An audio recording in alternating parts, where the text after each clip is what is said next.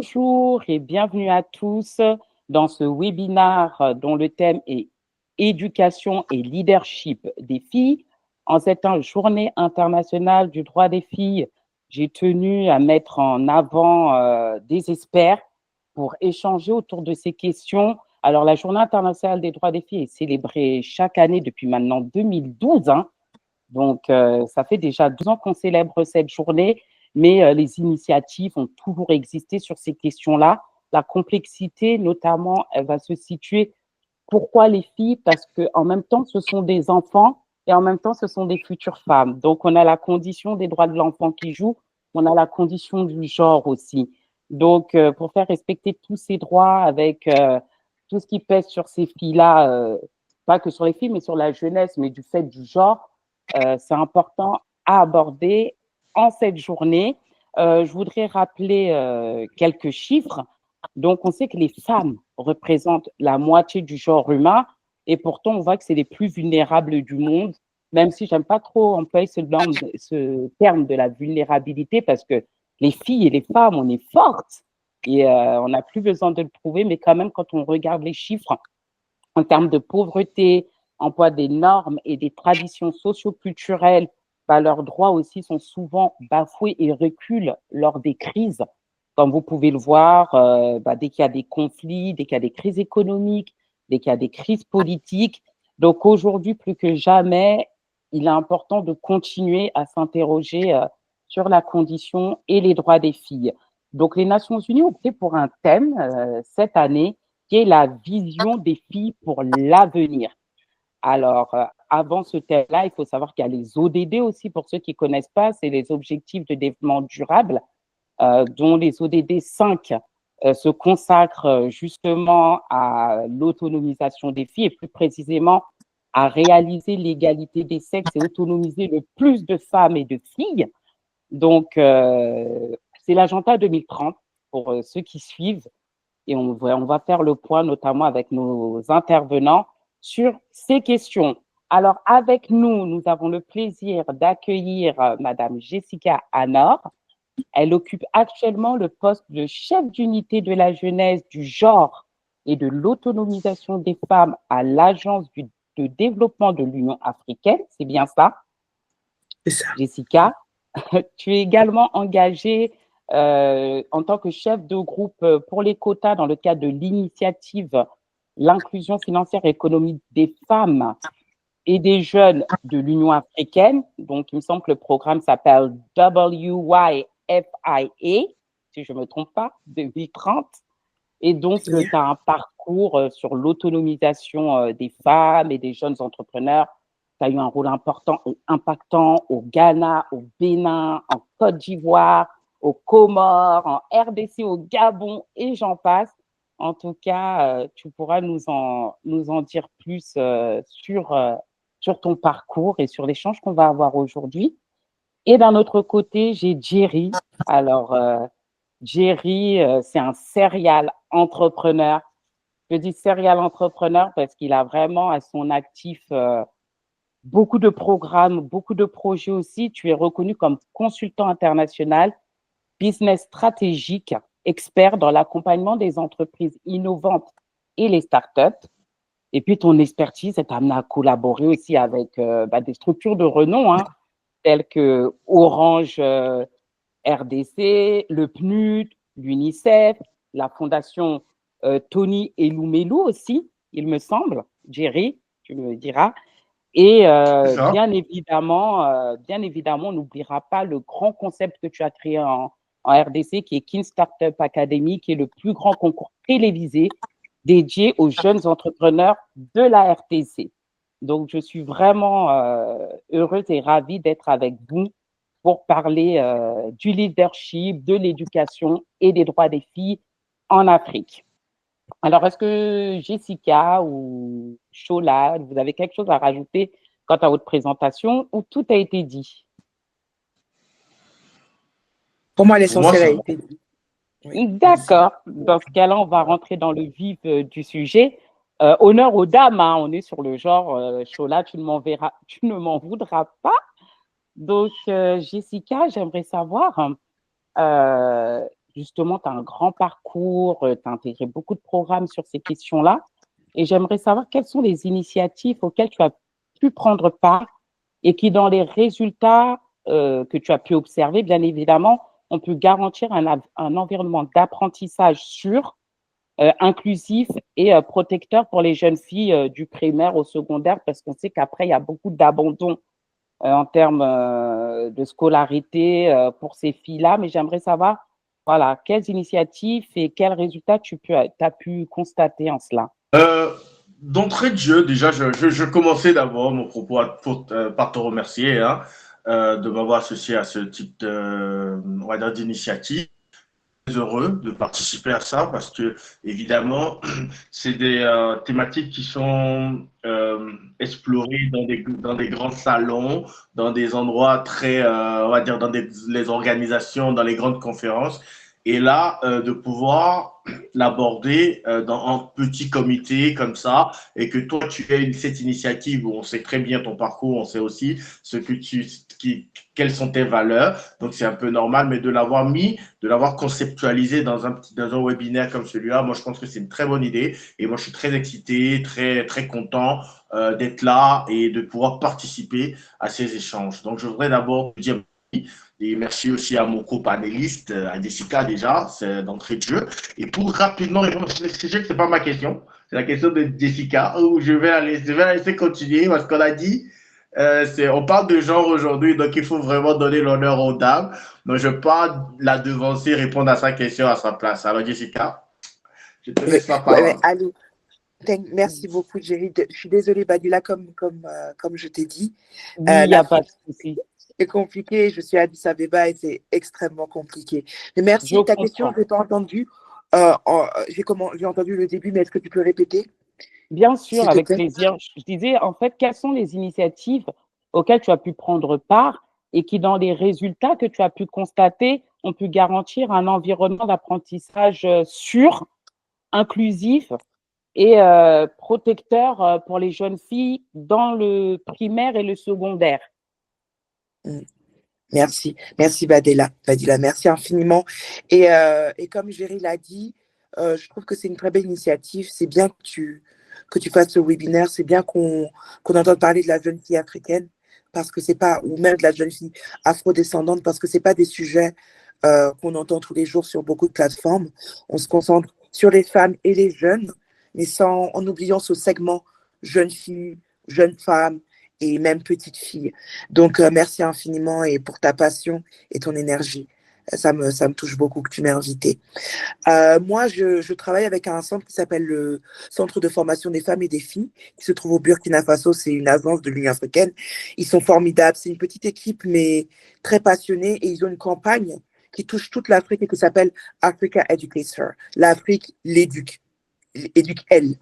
Et en fait, ils se sont rendus compte qu'avec le Covid, comme tu l'as dit, quand on a une crise politique, une crise sanitaire, on voit les filles sortir du système scolaire. On voit les filles ne pas réintégrer le système scolaire. Donc, comment on fait pour réunir tous les décideurs, parler au gouvernement, faire en sorte que les filles, à the end of the day, puissent réintégrer l'école, puissent reprendre leur parcours scolaire. Et ça, c'est une campagne voilà, à laquelle j'essaye d'associer le NEPAD. Cette année, c'est l'année de l'éducation à l'Union africaine. Tu vois, tu as parlé des ODD, tu as parlé de l'agenda 2030, mais j'aime rectifier les choses. Ici, on est en Afrique et nous, c'est l'agenda 2063. Et on a le goal, l'objectif 17, qui est l'égalité des genres. C'est l'égalité pleine des genres.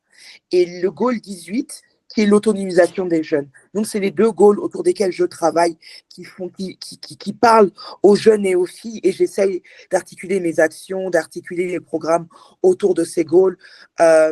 Moi, cette Africa Educator, j'y crois beaucoup parce que c'est très dynamique. Ils ont un thème, ils essayent de faire en sorte de parler même aux filles dans les zones rurales les plus reculées. Et c'est ça qui me touche beaucoup parce que je pense parler aux filles citadines, elles sont déjà en avance. Mais quand tu réussis à toucher la fille du village, là, tu as vraiment marqué des points. Et tu as impacté toute sa communauté parce qu'on sait très bien qu'une fille qui réussit ou une femme qui réussit, c'est 90% de ses revenus qu'elle reverse à sa famille, à sa communauté. Les hommes sont assez égoïstes, enfin, qu'on soit assez clair. Les femmes reversent toujours, elles reviennent toujours vers les leurs, elles reviennent toujours pour les éduquer, les aider et améliorer les choses. Enfin, en tout cas, c'est dans les études, les statistiques qui le montrent. Donc, voilà, ça, c'est l'une des choses que je fais, enfin, en tout cas, que je porte avec ce centre. Ensuite, au niveau du NEPAD, on soutient, on a un apport technique à donc, cette initiative dont tu as parlé, Wi-Fi 2030, donc qui est favoriser l'inclusion financière des jeunes et des femmes. Qu'est-ce que ça veut dire? Parce que c'est des gros mots tout ça. Oui. Mais c'est techniquement, on a les pourcentages de personnes qui ont accès à des comptes en banque en Afrique et surtout sur la tranche jeunes et femmes sont très faibles. Donc, comment faire en sorte qu'ils aient accès à des moyens formels d'avoir leur argent dans une banque? Parce que quand on n'a pas son argent dans une banque, il y a beaucoup de choses qu'on ne peut pas faire. Voilà, on ne peut pas juste se balader avec le cash tout le temps comme ça se fait dans plusieurs zones. Non, avoir accès à l'inclusion financière, c'est avoir accès à une banque. La banque peut vous prêter de l'argent si elle estime que vous êtes un emprunteur non risqué. Donc, faire en sorte qu'ils soient mieux inclus, faire en sorte que les femmes, surtout les femmes, aient des meilleures notions quand il s'agit de de financial literacy, littératie financière. Donc, gérer un budget. En général, c'est des bonnes repayeurs, même si les banques pensent qu'elles ne le sont pas. Mais s'assurer qu'elles savent gérer le budget, qu'elles savent demander le bon prêt, auxquels elles ont droit pour leurs différents projets. Moi, ce que j'aime beaucoup, c'est aller sur les marchés africains, parler à des femmes entrepreneuses parce qu'elles sont excellentes. Hein. Et voilà, et leur donner ces notions qui parfois leur manquent, comment bien gérer leur cahier, parce qu'elles sont dans l'intuition. Elles ne sont pas forcément dans la formalisation. Et c'est ça qu'on essaie de changer. Parce qu'être dans la formalisation, enregistrer son entreprise, c'est pouvoir avoir une garantie d'un soutien de l'État, d'un soutien des politiques publiques, and so on and so forth. Donc, ça, ce sont des aspects que cette initiative essaye de traiter. Donc, que ce soit pour les jeunes entrepreneurs, les femmes entrepreneurs, les aider, leur donner ces bases-là et faire en sorte que, en fait, ils montent. On a une échelle. On a une échelle. On part de l'échelle, on part du plus bas de l'échelle, c'est-à-dire le plus bas, c'est pas d'emploi, pas de revenus, à un emploi ou une société créée, à maintenant des investissements et de quoi avoir un filet de sauvegarde si tu es malade, si ta famille est malade, à vraiment tu es une personne qu'on peut considérer comme prospère et riche. Donc notre but, c'est de leur faire grimper cette échelle, de ladder, l'échelle du changement, on appelle ça l'échelle du changement, oui. Je fais beaucoup de franglais, désolé. On est basé à Johannesburg avec AUD et NEPAD. Donc voilà, pardonnez mon français. Et voilà, j'espère avoir répondu à ta question, Badila. Oui, Mais tu as n'hésite répondu à pas. la question et je voulais rebondir sur le fait de dire quelque chose de très important dans ton intervention. J'ai retenu deux choses.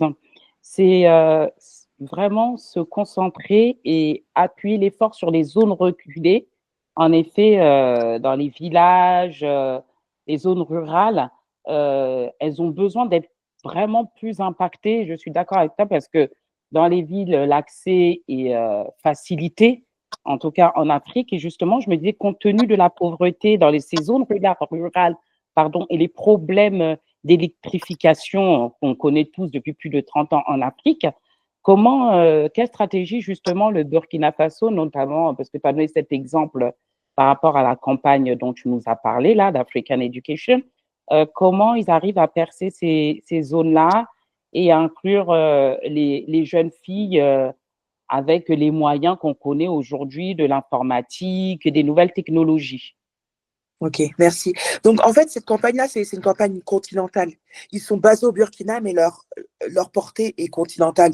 Donc, on a des exemples très concrets de solutions non digitales.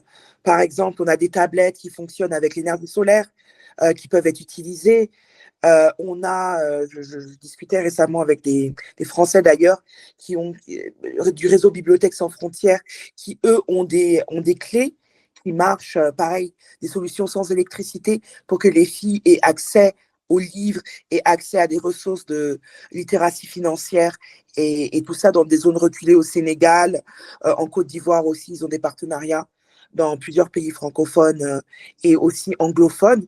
Donc, on a des stratégies assez innovantes et très ciblées qui ciblent ces jeunes filles rurales. Au-delà de ça, je travaille aussi avec une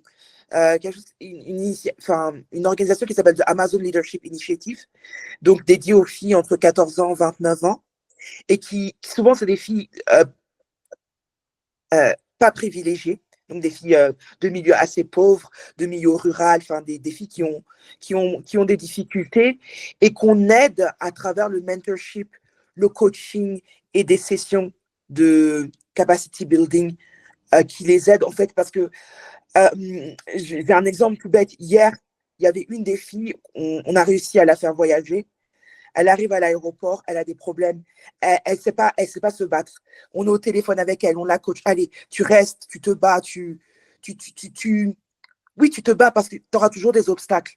Et tu peux pas juste être timide, gentil. Il faut être forte, il faut pousser les portes.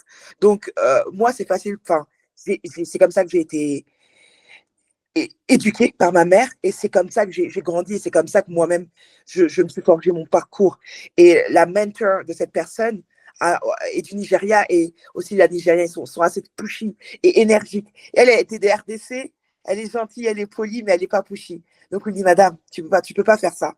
Tu ne peux pas faire ça et c'est fatigant parce qu'on s'est battu toute la journée et elle n'a pas pu prendre son avion, elle a pris son avion aujourd'hui parce qu'en fait il y a eu un problème et au counter, ils ont été très méchants avec elle. Donc aujourd'hui, ça s'est résolu, mais tout ça, c'est pour vous dire que ces filles-là, on doit les prendre par la main, quelles que soient les zones dont elles viennent. Elles ne peuvent pas réussir sans cette aide, sans d'autres femmes qui ont marché ce chemin avant elles et qui sont prêtes à dire, OK, je vais mettre des opportunités à ta disposition, je vais me battre pour toi, parce que c'est lourd. Hein. J'avais aussi des problèmes à régler hier. J'ai pris mon vol le soir, mais j'ai fait ma valise 10 minutes avant de partir parce que toute la journée, j'ai réglé ces problèmes à elle. Donc, des femmes qui se disent, je suis dans une position de leadership et j'ai d'autres filles, même sans même penser à moi-même, parce que leur avenir est plus important que le mien, entre guillemets, dans le sens où il y a beaucoup plus d'enjeux avec elles qu'avec moi. Moi, je suis déjà passée par là. Elles ont tout à faire. Donc, voilà. Merci pour ces belles paroles empreintes de sororité. Et on sent vraiment, c'est essentiel. Aujourd'hui, on parle beaucoup de sororité. Et à côté de nous, chers hommes, vous devez vous battre, n'est-ce pas, Shola, pour nous accompagner dans cette lutte parce que on sait que la majorité des lois sont fixées par vous, qu'il y a un changement de mentalité à faire auprès de nos pères, de nos maris, de nos frères, voilà, parce que c'est un chemin qu'on doit faire ensemble de toutes les façons sur ces questions de genre. Et Jessica a partagé des choses très, très, très intéressantes, notamment aussi quand tu as parlé de ton programme du NEPAD avec le fait de faire passer les femmes de l'informel au formel aussi, avec l'ouverture des comptes bancaires, les intégrer plus dans une société où elles pourront évoluer plus rapidement, d'où l'échelle. Et Jerry, là, justement, je voudrais que tu nous fasses part de ton expérience au sein de Kin Startup Academy. Comme je disais, c'était vraiment la première édition qui est sortie en 2018, si je ne me trompe pas, Jerry, qui a fait son chemin. C'est bien ça, je ne me suis pas trompée. Les premières éditions en 2018. Hein. D'accord. Et je voudrais savoir, en fait, toi qui as accompagné des milliers de jeunes, garçons et filles confondus, toutes ces années, pour les amener vers le même chemin finalement que Jessica en tant que communicant que tu es, leadership, consultant, toutes ces casquettes que tu portes, et parce que toi aussi, tu as fait ce chemin-là avant eux, tu as voulu t'inscrire dans ce programme et tu l'as créé pour qu'ils fassent ce parcours en étant accompagné des meilleurs. Est-ce que tu peux me dire justement aujourd'hui le bilan que tu fais de Kin Startup Academy, notamment par l'inclusion des jeunes filles, de comment elles se sont accaparées ce programme-là? J'aimerais bien avoir ton retour d'expérience là-dessus. Je te remercie encore une fois. Vous m'entendez bien? Très bien. Oui. Parfait. Alors, je te remercie encore une fois. Oui, effectivement, comme tu l'as si bien dit, moi, je suis entrepreneur et consultant. J'ai d'une part, je travaille avec les entrepreneurs directement ou les aspirants entrepreneurs, mais de l'autre côté, je travaille également avec les organisations ou les organismes même, j'allais dire, qui font la promotion des jeunes et des entrepreneurs, du coup. Et du coup, je suis vraiment au milieu et tampon où je peux discuter avec ces organismes-là sur la mécanique pour monter ces projets. Et en même temps, je suis de l'autre côté aussi pour exécuter ces projets-là vis-à-vis des entrepreneurs et des jeunes en particulier. Alors, mon expérience personnelle par rapport à ce que moi j'ai créé, c'est Kin Startup. Kin Startup, d'abord, c'est une plateforme de formation et d'accompagnement. Et ensuite, c'est une télé-réalité parce qu'évidemment, c'est au Congo, en RDC que ça se passe. Et la RDC, c'est un pays continent. Donc, et nous, étant basés au départ à Kinshasa, pour que tous les jeunes du pays puissent avoir accès à nos formations et à notre accompagnement, et ben, on l'a transformé rapidement, toute la plateforme, en une émission télévisée qui permet aux autres, à toutes les personnes qui sont dans l'arrière-pays, dans les provinces, de pouvoir regarder, participer, profiter des avantages que ça peut donner. Maintenant, dans le parcours. Au tout début, ça a été très difficile. À la première édition, déjà, moi, étant déjà alerte à tout ce qui est valeur, genre et contenu de ma propre, de mes propres convictions et de mon éducation, parce que pour l'histoire, moi, j'ai été élevé par une mère qui est très, on va dire, comme elle disait tout à l'heure, pushy, et je n'ai pas de sœur. J'ai que des frères. Alors très tôt, ma mère nous envoyait à la cuisine, elle nous faisait faire tout ce qu'une femme devait faire, tout ce que les femmes devaient faire, en nous disant qu'il n'y a pas de différence en fait, qu'elles sont aussi intelligentes que nous, qu'elles sont aussi fortes, qu'elles peuvent faire tout ce que un homme peut faire. Donc cette éducation, moi, tout de suite m'a permis que quand j'ai lancé cette initiative, au départ, j'ai pas voulu faire de différence. Mais au fur et à mesure que l'appel à candidature avançait, je voyais qu'il n'y avait pas de répondants auprès des femmes. Les jeunes filles ne se présentaient pas. Alors très rapidement, j'ai usé de tactiques et quand j'ai commencé mon média tour, c'est-à-dire que le tour dans les télévisions, dans les radios, tout ça, j'ai commencé à mettre l'accent en disant, voilà, nous, on a besoin de tel quota minimum de femmes. Donc il fallait que les femmes viennent en plus que les hommes, qu'on avait envie de ça, que nous, on promouvait cela. Donc en fait, dans ma communication, je suis vraiment... j'ai accentué le fait que j'avais besoin de candidatures, qu'on avait besoin de candidatures féminines. On a alors à la fin de la journée, quand on a eu on a fermé les candidatures, on avait quelque chose comme 30% de 30%. On avait 300 candidatures et on avait à peu près une centaine de candidatures féminines. Et quand il y a eu au fur et à mesure maintenant des challenges et des éliminations, on s'est rendu compte que dans les 5 finalistes, il n'y avait qu'une seule femme. Il n'y avait qu'une seule femme. Dans les 5 finalistes, il y avait 4 garçons et une femme. Mais, en fait, du coup, ce qui était très intéressant dans ce parcours, c'est quoi? C'est qu'il y avait une femme, mais de grande qualité. Donc, en fait, elle n'est pas juste venue faire potiche, elle n'est pas juste venue faire, oui, je suis une femme, je suis parmi vous. Elle était de très grande qualité. Je crois qu'elle est arrivée 3e finalement, mais c'était une femme de grande qualité qui a représenté effectivement la jeunesse congolaise et tout le monde était fier de cette femme-là, de sa prestation, de son parcours. D'ailleurs, aujourd'hui, elle a très bien avancé. Elle est cadre dans une banque aujourd'hui. Elle continue toujours, son projet continue toujours. C'est Pondou. Elle fabrique du Pondou, mais déjà Oui, du totalement Saka emballé. Saka. Elle exporte même en Europe, elle continue, c'est Patricia, elle s'appelle, je peux même citer son nom. Ça, c'est la première édition. Donc, ça a été un peu difficile parce que les gens, déjà, ne connaissaient pas l'initiative. Ensuite, il fallait convaincre. Et ce que j'ai remarqué, donc la leçon que j'ai tirée de cette première édition, c'est quoi? C'est qu'en fait, même malgré le fait que je demandais qu'il y ait plus de femmes, et j'ai fait le tour des universités, hein.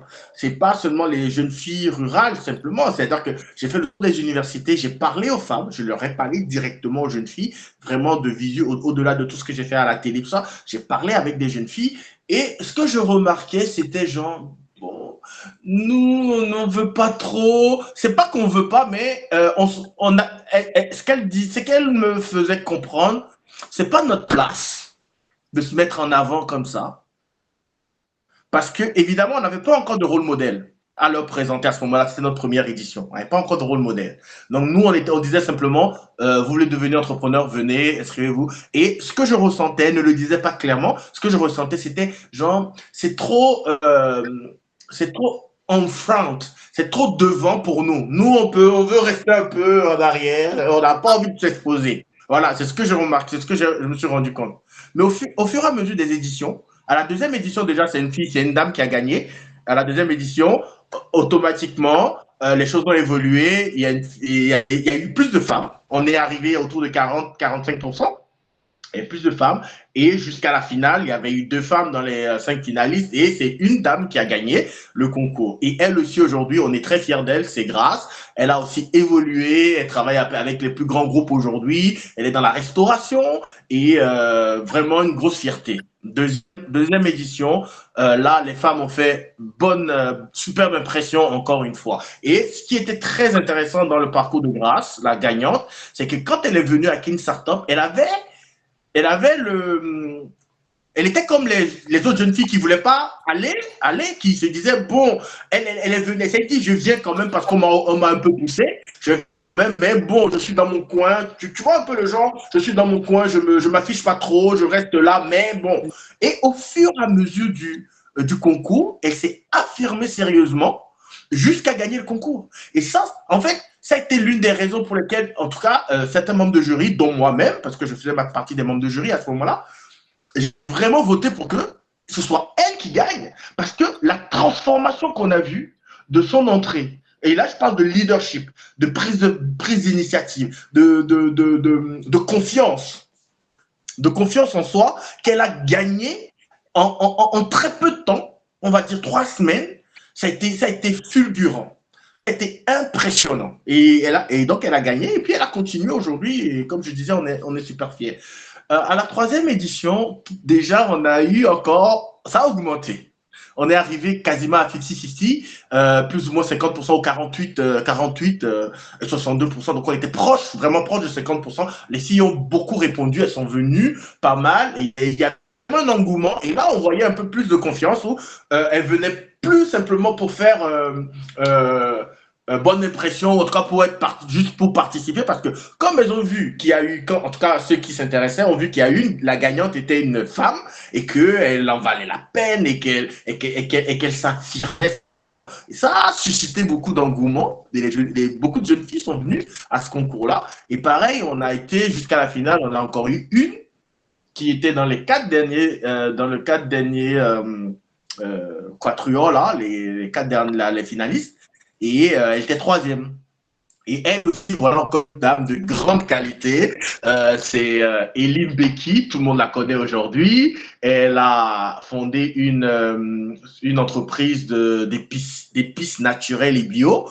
Et elle fait vraiment tabac. Elle fait vraiment, ce qu'elle fait est extraordinaire, exceptionnel. Et une femme de grande qualité dans le leadership, dans la communication, dans tout ce qu'on veut, vraiment l'idéal qui inspire beaucoup de jeunes filles aujourd'hui et nous, on est très fiers d'elles.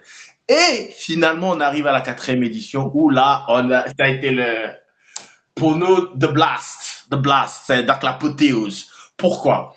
On a eu plus de candidatures féminines que de candidatures masculines finalement. On a eu quasiment 60%. Et déjà dans le semi-finals, les demi-finales, ils étaient 10. Ils étaient 11 demi-finalistes et il y avait 6 filles dans les demi-finalistes. 6 filles. Donc, non seulement il y a eu plus de candidatures, mais il y a eu plus de candidatures de grande qualité des femmes, des jeunes filles. Grande qualité. Et la gagnante, c'était une jeune femme. Encore une fois, cette année, à la 4e saison, c'était Laetitia Mbayo qui avait créé déjà aujourd'hui une usine. Elle a fondé une usine qui emploie une centaine de personnes à Kinshasa. Son usine fonctionne, c'est des cure-dents. C'est très simple, mais l'idée, c'est que c'était vraiment une honte qu'un grand pays comme la RDC importait le produit le plus simple à fabriquer. Et donc, elle s'est dit, donc sa solution, c'était ça, c'est de dire qu'il faut laver l'honneur de la RDC et mettre en place une usine de fabrication de cure-dents. Et ça fonctionne. Elle a été repérée par le Premier ministre qui a été l'ancien Premier ministre de la RDC, qui a été totalement émerveillé par son projet et qui l'a accompagné jusqu'à ce que son entreprise est bien installée aujourd'hui et elle emploie une centaine de personnes.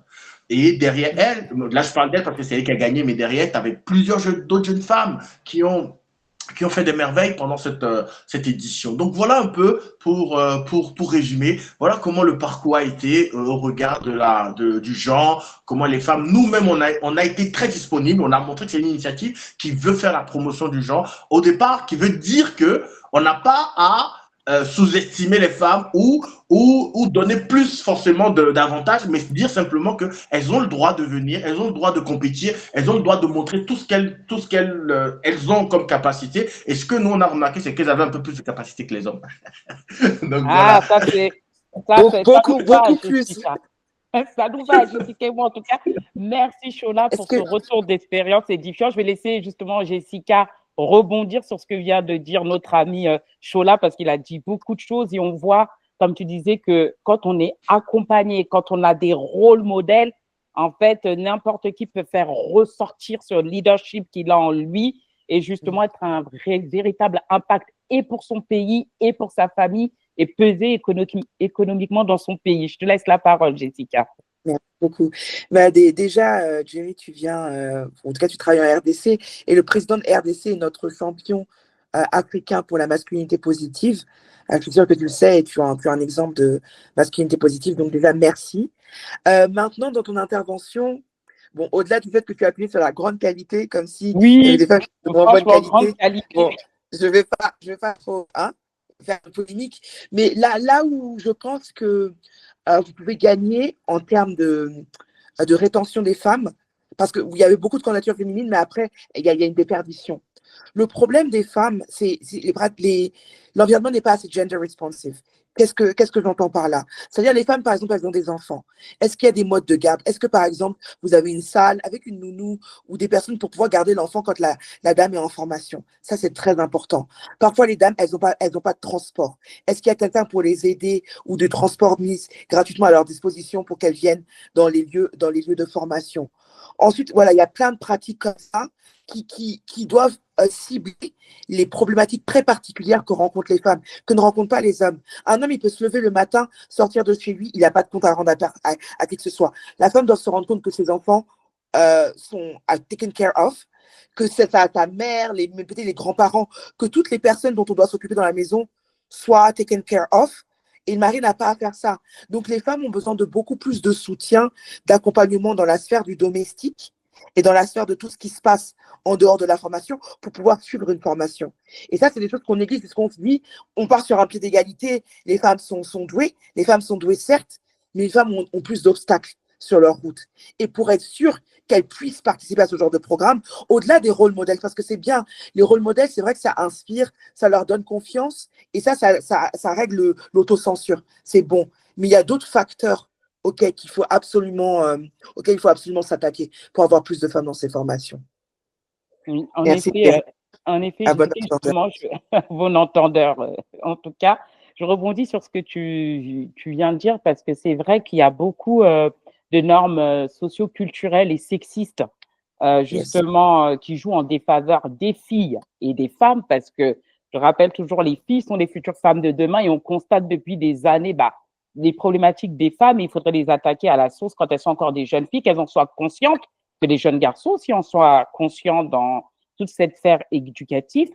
Et je voulais savoir, pour ta part, Jessica, je ne sais pas si tu as entendu, je pense que oui, de nombreuses initiatives dans lesquelles on privilégie le dialogue avec les communautés, les représentants des jeunes filles, notamment dans les zones rurales et villages, pour leur faire comprendre que oui, vous maintenez vos filles dans les tâches domestiques, avec tout ce qui est grossesse précoce, mariage précoce et j'en passe.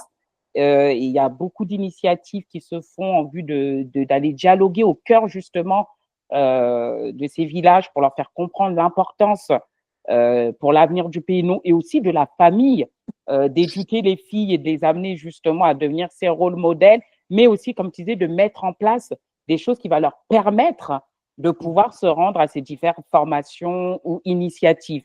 J'aimerais savoir qu'est-ce que tu penses de ça, du changement de mentalité qu'on peut opérer au sein de ces zones rurales. Ok, merci beaucoup. Et c'est très bien que tu en parles de ça parce que c'est vraiment la clé. Moi, j'ai été au Rwanda et ils nous ont parlé de leur système. Le Rwanda, ils sont très bons pour déployer des gens au niveau de la communauté et vraiment même réussir à toucher la cellule familiale. Donc, par exemple, on se rend compte que dans un village, un homme bat sa femme, et ben, ils réussissent à faire des réunions où la femme peut prendre la parole, l'homme peut prendre la parole. Donc, il explique, tu vois, pour lui, il dit, bah, c'est normal, ma femme, c'est ma propriété. Et elle a dit, non, quand tu me tapes, ça fait ci, ça fait ça. Et après, il comprend que non, c'est pas si évident de taper sa femme que ça. Et les mentalités changent petit à petit avec ces dialogues au niveau communautaire. Donc, ils ont ça pour la cellule familiale, pour la cellule communautaire. Nous, au sein de l'initiative sur la masculinité positive, ce qu'on fait aussi, c'est qu'on parle beaucoup aux chefs religieux et traditionnels. Parce qu'ils ont un vrai poids au sein de leur communauté. Si un chef de village dit aux hommes, bon, on arrête de marier les filles avant 18 ans, les hommes écoutent, les hommes se comply. Il y a vraiment un pouvoir du chef traditionnel au niveau local. Quand on envoie des gens du monde du développement, donc au niveau local, le minimum, c'est d'être accepté par ces chefs. Parce que ces chefs-là sont des gatekeepers. Ils sont c'est des gens qui gardent les portes d'accès. Et si on ne passe pas par eux, le projet échoue. Donc, ce sont des parler piliers, à ces équipes, faire en sorte qu'ils approuvent. Et ensuite, c'est plus facile de parler à la communauté parce que le chef a déjà dit, c'est bon, ça va dans la bonne direction. Donc, les hommes sont sensibilisés, les femmes sont sensibilisées, les jeunes filles sont sensibilisées. Voilà, les filles doivent aller à l'école, le chef a parlé, les filles seront plus libres d'être laissées pour aller à l'école. Et je crois beaucoup aux initiatives communautaires. Je soutiens, voilà, quand j'ai différents programmes, parce que souvent je peux donner des subventions. Et quand je peux donner des subventions, j'essaie de faire en sorte que ça target les gens qui font des choses au niveau local, au niveau communautaire. En tout cas, merci d'avoir partagé avec nous cela parce que on agit beaucoup sur le changement de mentalité. C'est très important. Je pense que tout aussi commence par là. C'est pour ça que je me suis permis de te poser cette question parce que Jerry tout à l'heure aussi disait les filles disent que c'est pas ma place, elles n'osent pas. Je comprends ce qu'il veut dire. Je pense que ça touche les femmes de manière générale parce que moi qui suis coach en développement personnel, 90% de ma clientèle sont des femmes. Et quel que soit le sujet pour lequel elles me sollicitent, on revient toujours à cette question de confiance en soi. Toujours d'oser, de se mettre en avant. Et je ne parle pas que de la communauté africaine. Hein. Je parle vraiment de toutes les nationalités confondues, que ce soit des européennes. Elles reviennent toujours. Maman m'a appris à être petite, à ne pas faire de bruit, à ne pas élever la parole. Et on est en 2024. Je ne sais pas si vous vous rendez compte, mais moi, aujourd'hui, j'ai encore des clientes âgées entre 21 et 50 ans à peu près, qui me parlent de cette question de ne pas savoir dire non, de ne pas savoir poser des limites et de ne pas savoir oser. Alors, combien de fois encore en Afrique, on sait que les femmes pourtant sont des piliers lorsqu'on regarde l'histoire, mais sont encore en raison de toutes ces normes socioculturelles, traditionnelles, sexistes, enfermées parce qu'elles se disent que c'est leur croyance, c'est comme ça et ça ne doit pas se faire autrement. Donc, pour moi, il est essentiel de jouer dans ce rôle d'éducation et de leadership, d'aller vraiment à la racine, qui est justement dans les zones rurales, ces fameux piliers dont tu as parlé, ces chefs, d'entamer le dialogue avec eux pour commencer un changement de mentalité. Oui, mais si je peux me permettre, après je vais te laisser la parole, c'est un sujet qui me passionne, donc je suis là, en sociologie, on appelle ça la socialisation différentielle, on éduque les hommes et les filles de façon différente, et ça c'est un problème, et j'ai une fille et j'ai un garçon, et c'est vrai que spontanément, et pourtant je sais ça, et je veux pas, mon fils, il est petit, mais il aide à la cuisine, je lui ai appris, il a son petit couteau, il coupe les courgettes, comme un chef, et il aime ça, puisque c'est ce qu'il voit, il reproduit, il veut faire comme maman. Mais quand je vois ma fille, je sais que je suis beaucoup plus protectrice de ma fille. Donc, même malgré moi, je sens que je fais la différence entre les deux. Ce que je ne voudrais pas, mais je le fais de facto. Et ça, il y a toujours ça il y a toujours ce truc en Afrique, les garçons sont choyés, les garçons, on leur passe tout, et les filles, on est beaucoup plus strict avec elles. Et comme tu dis, on les laisse pas, parce que comme elles portent la société, on veut pas que une fille ne doit pas faire honte. Une fille ne doit jamais, jamais faire honte. Donc, la pression sociale, la pression familiale est beaucoup plus forte sur ces filles. Une fille ne doit pas coucher, une fille ne doit pas être enceinte hors du mariage, ne doit pas faire ce genre de choses. Donc, on les éduque, on les tient. Et ça fait que, bah, comme tu dis, elles n'osent pas, elles ne prennent pas assez de risques, elles ne font pas ce qu'elles sont censées faire. Et sur ces problèmes dont tu parlais, ce problème de confiance en soi, au-delà de ça, il y a un problème d'estime de soi Ah oui. des femmes.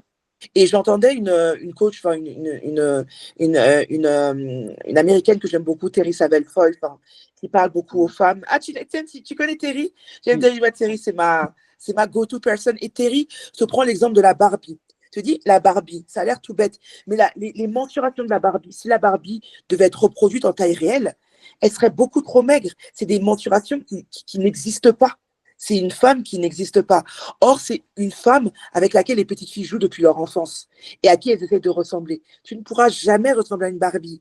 Et ça crée déjà en toi un complexe. Tu te sens à côté. Tu ne te sens pas belle parce que tu n'as pas cette mensuration de la femme parfaite qui n'existe pas, qui n'est qu'un leurre. Donc, on inculque le manque d'estime de soi aux filles dès le plus jeune âge par ces poupées, par ces Barbies. Et ça fait des femmes qui ne s'aiment pas. Et ce qui est dingue, c'est que moi, j'ai des amis qui déchirent dans leur carrière, qui gagnent très bien leur vie, qui sont belles, qui sont successful, mais qui n'ont pas confiance en elles. Quand tu creuses, tu te rends compte qu'elles n'aiment pas se montrer, elles n'aiment même pas prendre des photos parce qu'elles se disent, je ne suis pas belle, mais tu es magnifique, mais elles ne se trouvent pas belles. Et je me dis, mais ça vient d'où tout ça?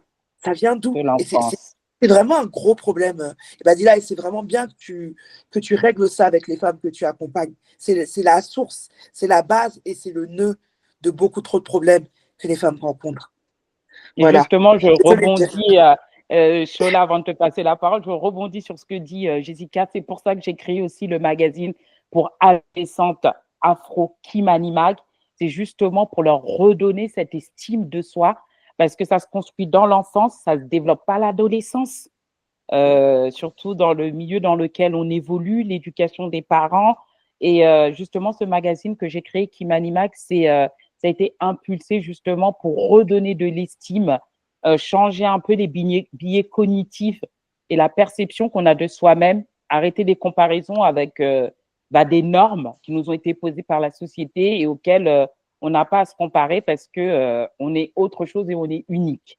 Donc, c'était pour refermer ce chapitre, mais qui est aussi intéressant dans le leadership et l'éducation parce que ça touche à la personne, c'est inhérent à la personne et ce qui va faire qu'elle va oser agir et s'affranchir de certaines limites.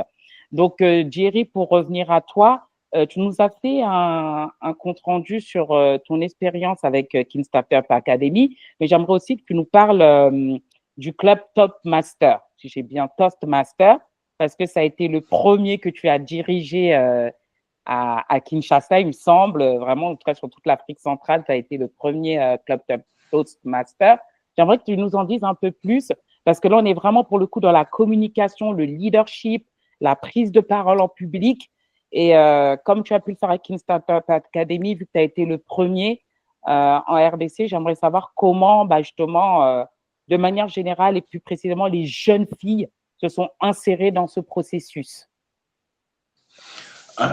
Merci. Alors, le Toastmasters Club ou le Toastmasters International, c'est le plus grand club de leadership et de prise de parole, de communication au monde. Hein. Maintenant, tu as des clubs locaux dans des pays, dans les villes, je crois que tu as l'équivalent aujourd'hui de plus de 300 clubs. Non, ce n'est pas les bons chiffres. En tout cas, il y a des milliers de clubs. Et il y a 300 000 adhérents, mais il y a des milliers de clubs. Et en RDC, il n'y avait pas de club Toastmasters. Moi, j'ai fondé le tout premier club Toastmasters, donc le Kinshasa Toastmasters Club. Et en fait, ce club-là, à la base, on enseigne avec une méthode particulière la prise de parole en public et la communication en général. Par contre, ce n'est pas tellement ça le but du jeu c'est le leadership. Mais pour travailler sur le leadership, on fait un raccourci par la communication, la prise de parole, parce qu'on sait qu'il ne peut pas y avoir de leadership sans communication. C'est-à-dire qu'un leader, la qualité, la compétence essentielle qui est la indispensable, c'est la communication. Parce que si tu ne sais pas communiquer ta vision, si tu ne sais pas communiquer ce que tu veux, ce que tu fais, et ben les personnes que tu vas vouloir leader, les personnes que tu vas vouloir diriger, et ben ils peuvent pas te suivre. Donc la communication est essentielle. Et c'est pour ça que le Toastmaster, qui est un club international aux États-Unis depuis 1904, a mis des outils en place. Donc, alors, on n'a rien inventé, nous. Les outils sont en place, la documentation, les techniques, la méthodologie. Et la méthodologie, c'est du learning by doing. C'est-à-dire qu'on n'a pas de professeur. Il n'y a pas de professeur qui vient, qui dit, voilà, comment il faut porter, comment il faut apprendre à parler. Non. En fait, les gens, on s'auto-forme. On prend des rôles. Chacun a son rôle, prépare son rôle pendant une semaine pour certains clubs, 2 semaines pour d'autres clubs. Et quand tu arrives, tu dois tenir un rôle tout le long de la séance. Et la séance se module sous la forme d'une réunion. Et ça peut être une réunion professionnelle ou une réunion de famille, une réunion amicale. Et donc, chacun a son rôle. Les rôles sont très simples. Tu as l'animateur principal, tu as les évaluateurs. C'est vraiment ça la plus-value du Toastmaster, c'est que on a des évaluations de tout ce qu'on fait dans la session est évalué. Donc, on nous fait des feedbacks et on sait s'améliorer au fur et à mesure des sessions. Et chaque adhérent, quand il commence, a un parcours qui est suivi par un mentor. Et le mentor l'aide à commencer son parcours, à prendre des rôles, à pouvoir déjà se lancer et prendre un rôle. Ensuite, il y a les discours. Il y a des discours préparés, c'est-à-dire qu'on a un programme de discours préparé. Donc, on commence par le C1, le C2, le C3, on avance comme ça. Et chaque discours a un objectif. Le premier discours, par exemple, c'est Brise la glace, c'est Icebreaker. Donc, on parle de soi, mais on structure le discours. Ensuite, après, comment aller à l'essentiel, comment faire un discours bien structuré. Après, comment utiliser les figures de style. Après, comment inspirer son auditoire. Enfin, comment utiliser des supports.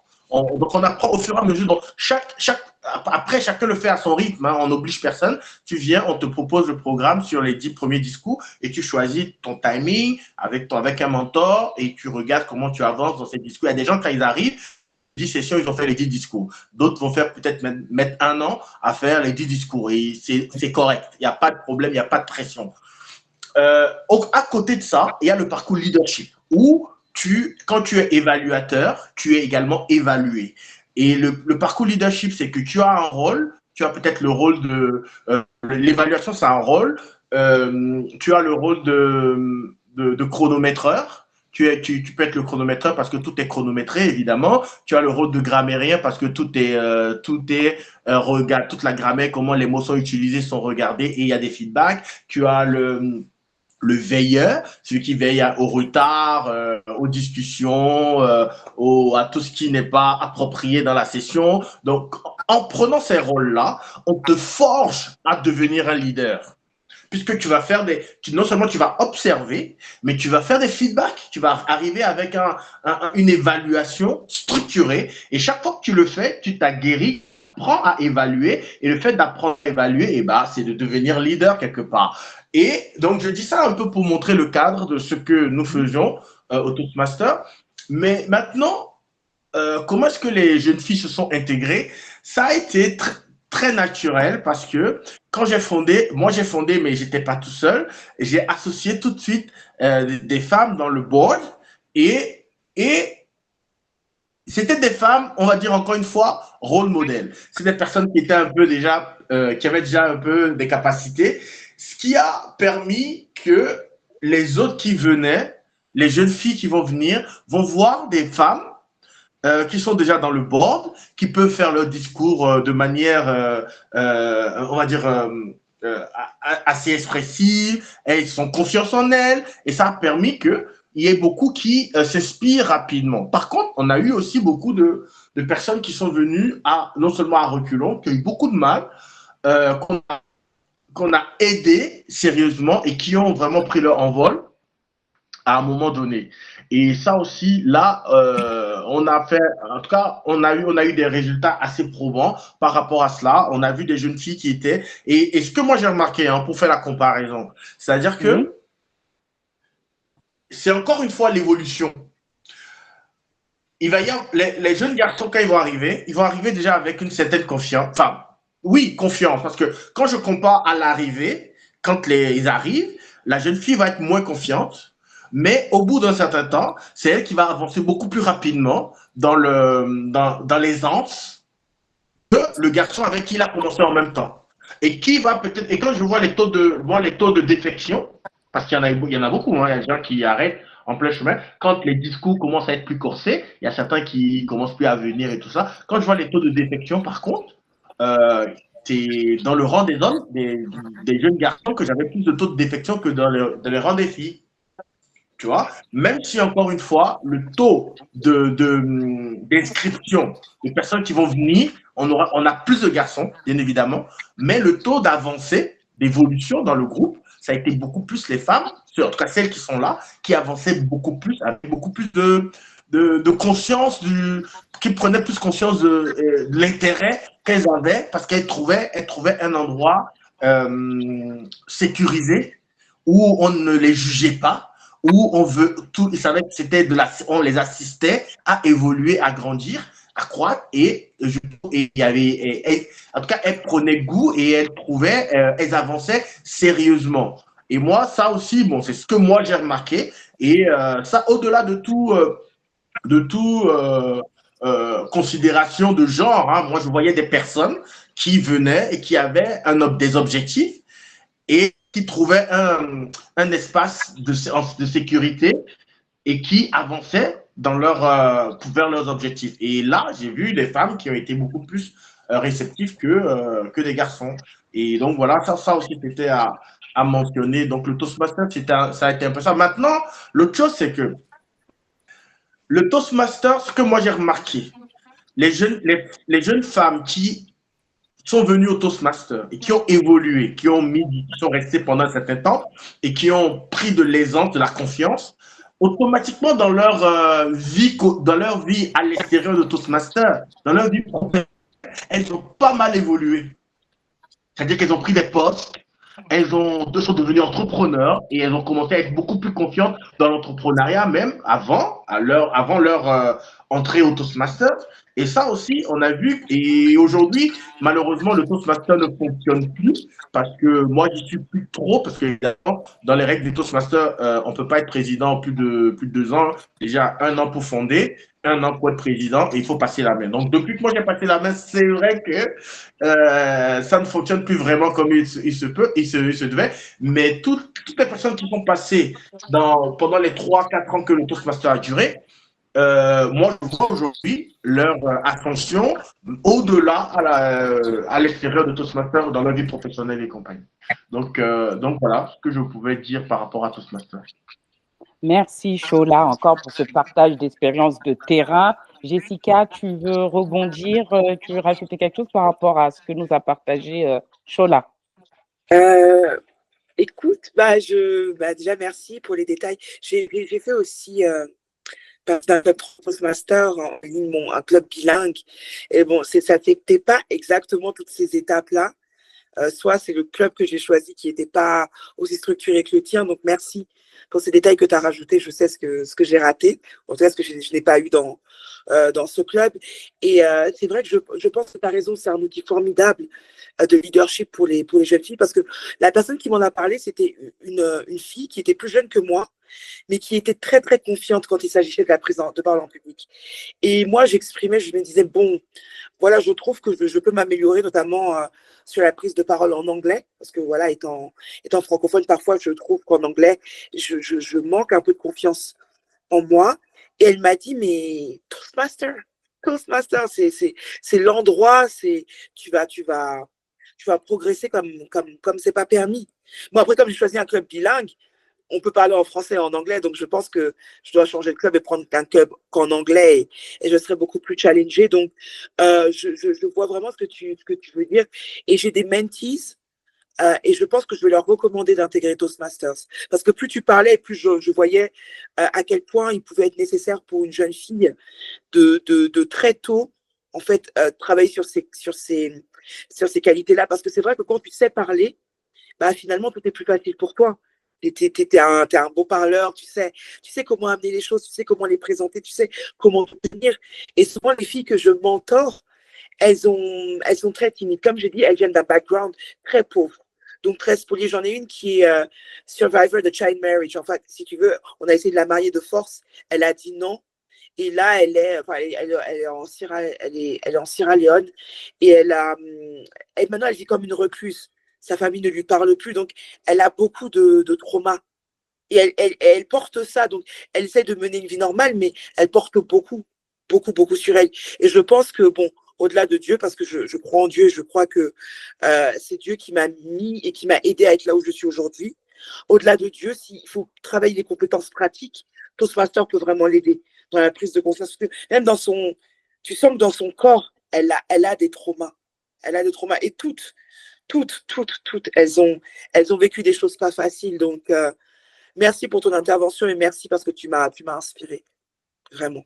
C'est ça l'avantage, excuse-moi rapidement, l'avantage de Toastmaster, c'est que même quand tu as des traumas, c'est vrai que c'est peut-être une thérapie qui va guérir le trauma, mais le trauma engendre la non-confiance, la mésestime. Tu vois? Donc il y a le trauma, mais le trauma a des conséquences. Et c'est ces conséquences-là que le Toastmaster peut déjà régler en attendant que tu aies une vraie thérapie pour régler les traumas. Mais en attendant, ça te permet quand même de recréer de l'estime de soi. Parce que quand tu finis un discours, que tout le monde t'applaudit et que tu as vu que tu as réussi et que vraiment tu vois que c'était vraiment splendide, parce qu'au fond, au Toastmaster, ce qui est très bien, c'est que quand tu fais un discours, par exemple, tu vas au moins deux évaluations. Tu as l'évaluation de ton, il y a l'évaluateur du discours et tu as l'évaluateur général. Et deux personnes, il est mis dans les règlements de Toastmaster que on ne parle jamais de défauts. Nous, on parle de tes qualités, de tout ce que tu as fait de bien et des petits points améliorés. Donc, jamais on va dire, ah, ça, tu ne fais pas bien, ça, c'est pas assez bon, ça, c'est des défauts. Non. On va t'encenser sur tout ce qui a été magnifique, mais honnêtement, pas inventé, honnêtement, tout ce qui a été. Mais nous l'avantage, c'est qu'on va chercher même les. Toi-même, tu ne pensais pas. Qui ne sont pas évidents pour toi, même que tu ne savais pas. Quelqu'un va aller chercher ça et te dire, voilà, mais ça, c'est déjà extraordinaire ce que tu fais là. Et maintenant, il y a quelques petits points améliorés. Et on glisse les petits points améliorés. Donc, la personne ne le prend pas comme genre quelque chose de grave, genre une fatalité qu'on ne peut pas surmonter et tout ça. Et donc, ça permet vraiment aux gens d'avancer rapidement, de prendre confiance. Et la meilleure chose que tu retrouves au Toastmaster en plus, c'est que au-delà de l'évaluation formelle, où on te parle devant tout le monde, tous les membres sont qu'ils doivent retourner te voir à la sortie pour aller te féliciter, pour continuer à te féliciter. Donc tout le monde va te féliciter. Tu vas avoir une vingtaine de personnes qui vont tous venir te féliciter. Et deux ou trois personnes vont te dire, mais quand même, tu vois, il y avait ça. Si tu faisais ça en plus, ça serait top, ça serait génial. Et ça booste vraiment la confiance. Et je pense que c'est un outil extraordinaire que, effectivement, comme tu dis, tu devrais conseiller à tes mentorés. Merci beaucoup. Vas-y, tu voulais ajouter quelque chose, Jessica, je te coupe pas. Non, juste parce que moi, mon club, il était en ligne. Et donc, le côté, tout le monde te félicite à la fin, on n'a pas ça exactement comme c'est en ligne et c'est pas en présentiel. Mais je pense que je vais leur recommander d'aller en présentiel. Je crois que l'expérience est différente. Oui, l'expérience est totalement différente. En présentiel, c'est totalement différent. Maintenant, aujourd'hui, tous les clubs ont des versions en ligne, mais il y en a, enfin, la plupart, quand même, réservent c'est quand tu ne peux pas, tu es en voyage ou que tu n'es pas dans la ville. Bon, tu peux profiter aussi de l'expérience en ligne, mais rien ne vaut vraiment les clubs quand tu vas en présentiel, que tu as développé vraiment une communauté, que tu es dans la communauté, tu es reconnu, que tu avances, tu peux vraiment avancer, quoi. dans ton, non seulement la confiance, mais aussi dans tes capacités, tout simplement, dans les compétences. Merci. En tout cas, Merci. merci. Merci à vous. On arrive vers la fin de ce webinaire super intéressant. On a fait le contour de vos expériences de terrain sur l'éducation, le leadership pour l'avancée des droits de ces jeunes filles et d'une vision meilleure pour leur vie, leur capacité, leur autonomisation. Et j'aime bien la note sur laquelle on vient de discuter en tant que coach, bien évidemment. Tu as dit les Toastmasters, ça fait comme une thérapie. Et le fait d'appuyer sur les qualités, moi, c'est mon travail au quotidien.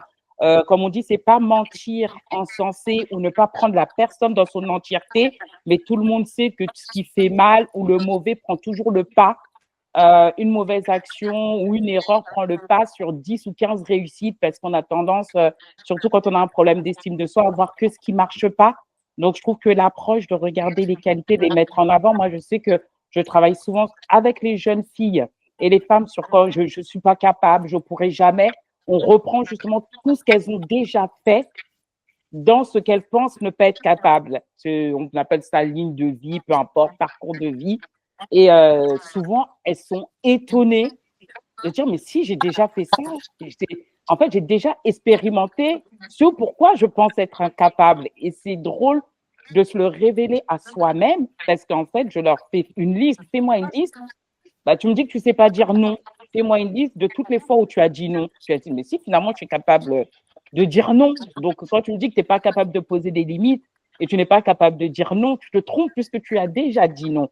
Et puis, on revoit le contexte dans lequel on a expérimenté cette qualité et on la travaille, on la booste et on voit pourquoi des fois elle est en déficit chez les personnes. Donc, c'est pour ça que je voulais juste, pour ce mot de la fin, aller d'éducation, c'est vrai que c'est de la formation, c'est de l'accompagnement, c'est mettre les conditions pour les jeunes filles. Pardon. Comment? Ce que tu es en train de dire est très important, mais je pense que... Est-ce que tu m'entends? Oui, très bien. D'accord. Je me permets de te couper dessus parce que c'est très important. Mais ce qu'il faut faire, c'est qu'il faut sensibiliser les parents sur cette méthode. Parce que les gens passent plus de temps à la maison et les parents, quand ils veulent dire que des mauvaises choses. Ils vont réduire la personne à la mauvaise action qu'elle a faite. Et la personne va croire finalement, parce qu'au départ de la vie, ce que le parent dit, c'est parole d'évangile. Donc quand le parent va dire, mais toi tu ne sers à rien, de toute façon tu n'iras nulle part, l'enfant croit et intègre que c'est ça. Et c'est ça qui va jouer après dans la jeune fille et l'adolescente, qui va se dire, bon, moi, de toute façon, je ne peux rien faire. Pourtant, c'est juste parce que le parent lui a dit qu'il y a cru. Et ça, c'est les parents qu'il faut aussi sensibiliser et former à ça, à la méthodologie de dire, quand un enfant fait quelque chose de mal, il ne faut pas résumer la vie de l'enfant à l'action, à la mauvaise action. Il faut évidemment réprimer la mauvaise action en disant, ça, c'est pas bien, mais tu n'es pas cette action-là, tu es beaucoup plus que ça, tu es merveilleuse, tu as fait plein de choses, plein de belles choses, et là, ce que tu as fait là n'est pas assez bien, mais il faudra corriger ça. Donc ça, moi, je voulais juste rajouter ça. Si tu as l'occasion de faire des webinaires, de faire des sensibilisations vis-à-vis des parents, envers les parents, il faut vraiment demander aux parents. C'est vrai qu'on n'apprend pas à être parent, il n'y a pas de méthode particulière, mais au moins, il y a des pistes de choses aujourd'hui au regard des résultats qu'on a eu depuis un certain temps, surtout en Afrique. Parce que je sais de quoi je parle, surtout en Afrique. Il faut vraiment sensibiliser les nouveaux parents à vraiment utiliser cette méthode. Merci, merci Badina. Je te remercie de m'avoir coupé parce que sache que ce webinaire, c'est pas seulement partager nos visions et nos espérances sur ces questions, c'est aussi avancer et qu'il y a une série de 3 webinaires qui vont suivre cette journée internationale des filles et que la finalité est justement de poser des actions concrètes, des activités, mais vraiment des actions sur le terrain. Et je prends note justement de cette activité que je peux mener vu que j'ai cette cible des jeunes et des jeunes filles, d'inviter les parents à un dialogue inclusif autour de ces questions-là. Donc vraiment, je te remercie parce que le but, c'est pas seulement discuter et partager au public, mais c'est être dans l'action sur le terrain et de concrétiser toutes nos paroles justement par des actions qui vont faire aussi avancer la cause. Si je peux, je suis entièrement d'accord avec ce qu'a dit Géry et je pense qu'au-delà du dialogue, il faut une école des parents. si tu peux mettre en place des choses qui sont plus, tu vois, suivies, où les parents reviennent régulièrement, où on leur bassine que non. Parce qu'il y a des parents qui reproduisent juste ce qu'ils ont toujours entendu chez eux. Ils disent, ah, mais toi, là, tu vas me tuer. Ah, mais tu es peut-être comme tes pieds. Tu vois, des paroles qui, pour eux, n'ont pas beaucoup de signification, mais qui peuvent traumatiser un enfant à vie. Tu dis, ah, mais toi, tu es un voyou, tu es voyou. Ça pour rigoler, mais l'enfant, plus tard, il grandit, c'est un gangster. Tu te demandes pourquoi. Tu as prophétisé qu'il était voyou. Et donc, si on a plus d'instances où les parents sont assis et disent, bon, voilà, tu élèves ton enfant, il y a des choses qu'il ne faut même pas faire. Qu'il ne faut même pas faire. Après, c'est vrai que dans le contexte de l'Église, ça, c'est des choses, on nous apprend à affirmer, à déclarer, à toujours être dans ce qu'on veut voir manifester, on le dit, et on le dit sur la vie de l'enfant. Mais beaucoup de gens ne sont pas formés comme ça. Et surtout en Afrique, où les parents sont souvent dans le dénigrement. Donc, école des parents, plutôt que dialogue des parents. S'il te plaît, Badila.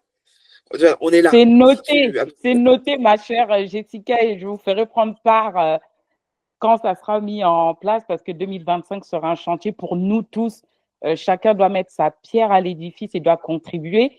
Et pour finir justement ce webinaire sur l'éducation et le leadership, j'aurais voulu qu'on retienne, selon vous, même si on a discuté, 3 actions aujourd'hui qui vous semblent importantes à renforcer. Vu qu'on est sur le thème de la vision des filles pour l'avenir, il y a plein de textes, plein de conventions, on a parlé des normes, plein de choses qui ne sont pas respectées. C'est des combats qui sont menés depuis des années, des années et des années, pas que dans ce domaine-là, mais dans plusieurs domaines. Hein. Mais j'aimerais savoir, pour vous, je voudrais qu'on retienne 3 visions, 3 actions sur lesquelles, selon vous, toujours, il est important de renforcer ou d'agir pour accompagner justement l'éducation, le leadership des filles pour une meilleure inclusion en fait dans les sociétés africaines. Jessica? Je crois que tu allais commencer par Géry. Ok, bon. Merci. La première chose que moi je vois, c'est la lutte contre les violences aux filles et aux femmes. On est en train de travailler sur une convention avec l'Union africaine, la première convention continentale qui va vraiment s'adresser à toutes ces violences qui sont faites et qui sont les violences sexistes, qui sont l'excision, les mutilations, etc. Donc cette convention va les prendre en compte et je pense que tu ne peux pas vivre sereinement en tant que fille quand tu es exposée à la violence parce que tu es toujours en mode survie. Tu ne peux pas vivre. Donc, adresser parce que les filles qui se retrouvent enceintes, bon, il y a des filles voilà, qui ont un petit copain, mais souvent, c'est des conséquences d'un viol ou d'un abus sexuel ou d'un inceste. Et donc, ces choses-là, il faut vraiment s'y attaquer, quoi. Et pas se dire c'est une fatalité, il y aura toujours des hommes pour violer les filles. Non. Il faut que ça cesse. Il faut que les hommes comprennent qu'il y a pas d'impunité, en fait. Parce que souvent dans les sociétés africaines, malheureusement, on en a encore tu as violé ma fille, bon, tu vas l'épouser ou tu vas la prendre chez toi ou on va régler ça de façon, voilà, autour d'une table, de façon traditionnelle. Non, c'est la justice qui doit s'en occuper. Tu violes quelqu'un, tu es réprimandable devant la loi. Voilà, donc les violences. Après, moi, je crois beaucoup à l'éducation économique et financière. Ça manque aussi. Tu ne sais pas faire un budget, tu ne sais pas faire de l'argent. Parce que tu as une plus grande capacité à t'extirper de toute violence quand tu as de l'argent. On a beaucoup de femmes qui disent bah, moi, je reste avec mon mari qui me va parce que j'ai nulle part où aller. Je n'ai pas d'argent, je n'ai rien, je n'ai pas de formation. Elles savent que leur mari est le pourvoyeur. Non, quand on rééquilibre ça, quand la femme commence à avoir un peu d'argent, bon, il y a aussi des situations comme on l'a vu avec la femme kenyane qui a gagné les JO, tu gagnes un peu d'argent, ton mari est jaloux, il te bat à mort, il y a des situations comme ça. Mais tu gagnes beaucoup d'argent, tu peux avoir une voix dans la famille. Là, on t'écoute. On t'écoute dans ta famille nucléaire et on t'écoute même dans ta famille élargie. Tu as de l'argent, tu es la nana Benz, tu es la tantie. La tantie qu'on écoute à cause de l'argent. Donc ça, ce serait mon deuxième. Et mon troisième, l'accompagnement. L'accompagnement, que ce soit le mentorat, que ce soit le coaching. Parce que la plupart du temps, les filles ne savent même pas par où commencer, ne savent pas quel choix prendre, ne savent pas comment faire des bonnes décisions. Et souvent, elles prennent des décisions bêtes parce qu'elles sont ignorantes. Et il y a beaucoup de choses qu'elles ne savent pas. et elles savent même pas ce qu'elles savent pas, voilà. Et il n'y a pas moyen de le savoir s'il n'y a pas d'autres personnes qui sont vraiment informées et qui les prennent par la main et qui leur disent, ma fille, ça se fait, ça ne se fait pas. Va dans telle filière, poursuis telle voie, ou il y a tel programme de formation gratuit qui te sponsorise à aller au Kenya. Là, j'en voyais, on a un programme, on va aller au Kenya à la fin du mois de novembre, et on a des places pour des filles sponsorisées. Mais voilà, il faut qu'elles le savent, il faut qu'elles le sachent pour pouvoir postuler. Donc, il y a énormément d'opportunités sur le continent africain et même en Europe. Mais si tu n'as pas la connaissance, si tu n'as pas quelqu'un qui t'aide, c'est très difficile de répondre à toutes ces opportunités. Donc, voilà mes 3 points. Merci beaucoup, Jessica. Chola? Alors, moi, je ne sais pas si j'aurai les 3. En tout cas, tous mes points seront axés sur l'éducation. Parce que pour moi, ça va être le nœud, vraiment le nœud de la chose. Parce qu'une femme éduquée, quand elle est éduquée, je pense que le problème est réglé à 80%. Quand elle est éduquée, donc tout ce que Jessica vient de dire aussi par rapport à l'éducation, la connaissance, l'information, puisque ça, l'éducation te permet d'avoir accès à l'information et à la formation. Et quand tu as accès, et moi, pour le faire concrètement, l'action il faudrait, c'est peut-être un plaidoyer pour qu'il y ait une obligation de scolariser les filles. Vraiment une obligation ferme et qui est contrôlée par les États. Ou que ce soit quelque chose, ce soit peut-être une loi supranationale, peut-être des organismes qui mettent en place un mécanisme pour que les parents aujourd'hui n'aient plus le choix de dire ok, je scolarise, je ne scolarise pas. Que ça soit une obligation de scolariser la jeune fille. En tout cas, jusqu'à un certain âge.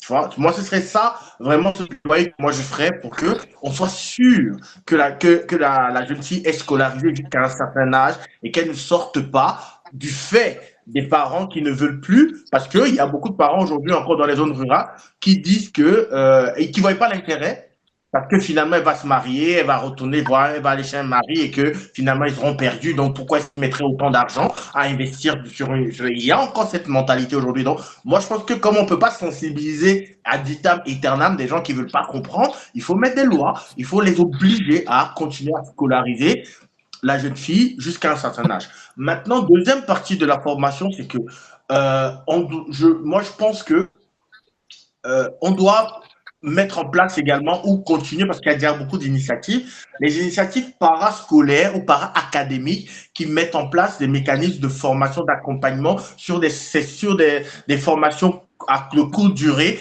mais qui donnent des métiers. Des formations de courte durée, des formations de 6 mois qui sont en pâtissière, en boulangère. Ces métiers-là doivent être aussi non seulement encouragés, mais on doit mettre en place des quotas pour les femmes ou des initiatives purement pour les femmes. Ça existe déjà, je suis sûr, mais il faut les intensifier, à mon avis. Les intensifier pour que quelqu'un qui n'a pas eu une formation académique de long terme peut aussi rapidement avoir un métier et du coup, autonomie également, on revient dans le côté de l'autonomie, mais avec des mécanismes pratiques et qui ne sont pas forcément coûteux, au fond, pour moi, et qui peuvent être mis en place très rapidement.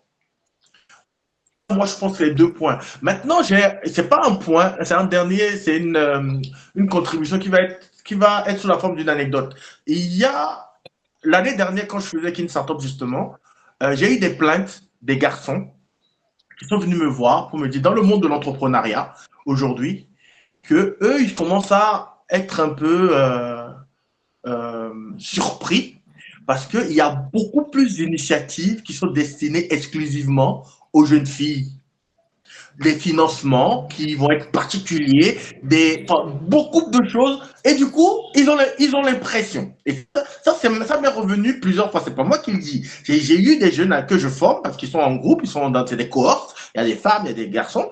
Et les garçons viennent se plaindre, me disant qu'ils estiment, eux, aujourd'hui, en tout cas des jeunes garçons donc entre 18 et 25 ans, ils estiment aujourd'hui qu'il y a beaucoup plus de privilèges qui sont envoyés vers les femmes que les garçons. Que pour eux, il y a une forme de ségrégation ou de ségrégation qui commence à prendre de l'ampleur. Et ce qu'ils déplorent, c'est que ces initiatives ne trouvent même pas réellement preneurs. C'est-à-dire que si, par exemple, on lance le financement pour une centaine de femmes. On arrive au bout et c'est à peine 50 femmes qui ont bénéficié, alors que de l'autre côté, il y a des garçons qui ont besoin de ces mêmes financements, qui n'ont pas accès à ces financements. Ça, je pose sur la table simplement pour rouvrir un autre débat qui pourrait être un débat que tu pourras voir plus tard. Mais voilà des choses qui sont en train de remonter également. Je te remercie. Merci beaucoup en tout cas pour vos 3 actions phares domaines et qui se rejoignent finalement et qui rejoignent les miennes et ce qui m'a amené à ouvrir ces panels-là pour la Journée internationale des filles. Parce que quand tu parles d'éducation sur toutes les formes et quand Jessica dit oui qu'il faut lutter contre les violences, ça passe aussi sur le fait d'éduquer ce qui n'est pas normal de subir, ce qui n'est pas normal de vivre. Ça passe par l'éducation. Déjà, à quel moment je comprends qu'on ne doit pas me faire ça parce qu'on sait qu'on a des cas de personnes, de jeunes femmes qui subissent des violences et qui pensent que c'est normal parce qu'on les a éduquées dans cette normalité-là. Donc, en effet, l'éducation, ça rejoint ça. Et aussi, quand, Jessica, tu parlais d'accompagnement, de mentorat, coaching et tout ça, ça rejoint aussi le point de gérer sur tout ce qui est para-académique, les formations rapides, les renseigner, donner l'information. Donc, finalement, à travers chacun vos 3 actions, vision posée, l'action plus générale de Jerry portée sur l'éducation, on voit finalement qu'il y a beaucoup de choses à faire. Le combat continue, il y a beaucoup d'acteurs qui sont dans cette brèche et on en est ravis parce que il y aura toujours à faire. Et sur la petite parenthèse que tu viens de faire, Jerry, et je vais finir par ça, tu as totalement raison. Quand je dis tu as raison, attention, pas forcément sur ce qu'ils t'ont rapporté, mais de rapporter cela, parce que j'ai eu aussi des retours, notamment quand j'ai animé l'événement Ado Talks à Brazzaville l'année dernière. On a parlé dans un premier volet des violences sexuelles et sexistes faites aux jeunes filles dans le milieu scolaire, où les filles disaient les pressions qu'elles avaient des professeurs pour les notes, pour bon, on connaît tous comment ça se passe. Et des garçons aussi ont manifesté les pressions qu'ils subissaient. Donc, c'est vrai qu'il y avait un panel de jeunesse, filles, garçons confondus, et que aussi se sont manifestés. C'est vrai qu'on parle beaucoup des filles parce qu'elles subissent énormément, elles ont beaucoup de pression, mais ils ont pu exposer aussi des cas de problèmes qu'ils ont pu rencontrer avec des professeurs et qui impactaient leurs notes ou leur passage parce que justement, ils fréquentaient ou parlaient à des filles que le professeur avait en vue. Et donc, les suspectants de sortir avec leurs jeunes filles, les saquaient sur les copies ou sur les appréciations. Donc, tu as ouvert une jolie brèche que je vais refermer. Merci encore, Shola. Merci encore, Jessica. On va continuer justement sur 2 autres panels qui vont toucher la santé menstruelle et les droits des filles, tout ce qui est précarité en santé menstruelle en Afrique pour les jeunes filles, qui contribue aussi au fait que elles peuvent pas aller se former, qu'elles rencontrent différentes difficultés. Et Jessica, nous allons aussi aborder un panel sur les violences spéciales, sur les violences faites aux filles, tout ce dont tu as parlé, les viols, l'inceste, l'excision, les mariages forcés, ce qui aboutit aussi à des grossesses précoces. Donc, ça va faire l'objet de 2 autres webinaires que je vous inviterai à suivre aussi. Merci. Avez-vous une actualité dont vous souhaitez nous partager à tout hasard, Shola? Que fais-tu en ce moment? Quelles sont tes actions? Voilà. En ce moment, l'actualité, c'est FinTech. On a une tournée de conférences FinTech en Europe et en Afrique d'ailleurs. Et c'est ça c'est ça mon actualité principale, on va dire aujourd'hui. Et c'est gros, c'est lourd. Et c'est en fait, c'est la promotion de l'inclusion financière parce que, comme tu le sais, c'est une problématique aussi. Et ça peut même toucher, ça peut toucher d'une manière ou d'une autre ta problématique parce que quand aujourd'hui tu es exclu du système financier classique, ça veut dire que tu n'as pas la financier, tu comme existant tout simplement dans le monde innovants qui permettent justement de contourner le système financier classique, les banques et tout ça, pour pouvoir accès au système financier à des personnes qui n'auraient pas pu avoir accès en temps normal. Donc, cette inclusion financière-là est vraiment boostée par les fintechs, donc tout ce qui est solutions technologiques et financières et qui permettent aujourd'hui à des personnes qui sont dans les zones reculées, qui sont dans des villages, de pouvoir avoir accès au système financier, de pouvoir avoir accès à des prêts, de pouvoir avoir accès à un compte bancaire digitalisé ou dématérialisé, tout ça. Et c'est de tout cela que nous, on parle aujourd'hui et on va en Europe. Pourquoi? Parce qu'il y a beaucoup de solutions en Afrique aujourd'hui qui ont besoin de financement et qui vont aller s'exposer aux investisseurs européens pour pouvoir voir comment est-ce qu'il pourrait y avoir des collaborations. Donc, on fait la tournée, ce sera de Paris le 12 novembre, Luxembourg le 14, Bruxelles le 19. Ensuite, on va à Abidjan le 21 et à Kinshasa, on finit à Kinshasa le 27. En tout cas, donc, quel programme. Voilà un peu pour moi. Merci, Shola. Jessica?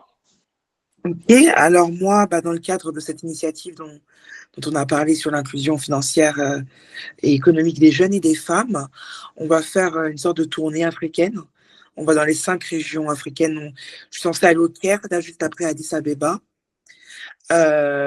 Ensuite, ce sera Kigali pour East Africa, Afrique de l'Est.